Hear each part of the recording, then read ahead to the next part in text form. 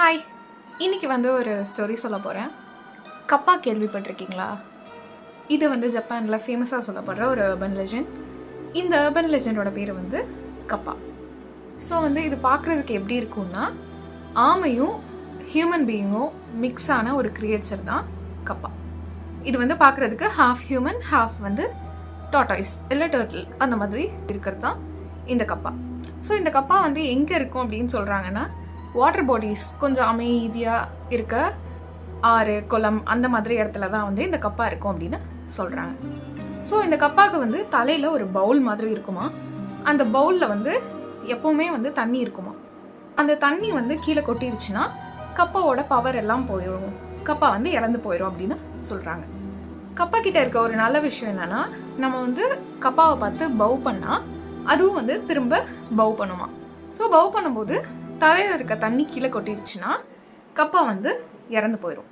அதுவே யாராவது human being யாராவது ஒருத்தங்க அந்த கப்பாவோட தலையில் இருக்க பவுலில் வாட்டரை ரீஃபில் பண்ணிட்டாங்கன்னா கப்பா சாகிற வரைக்கும் அந்த பர்சனுக்கு அடிமையாக இருக்கும், என்ன சொன்னாலும் கேட்கும் அப்படின்னு சொல்கிறாங்க.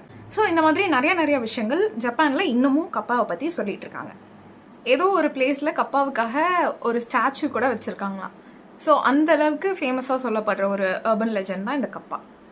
இது என்ன பண்ணுன்னா, ரிவரில் குளிச்சுட்டு இருக்கவங்கள இழுத்துட்டு போய் அவங்களோட ஃப்ளஷை சாப்பிட்டு அது அவங்களுக்கு கொன்றும் அப்படின்னு சொல்கிறாங்க.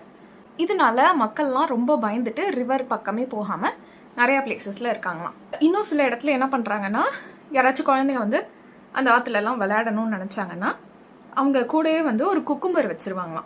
பிகாஸ் கப்பாவுக்கு குக்கும்பர்னால் ரொம்ப பிடிக்குமா.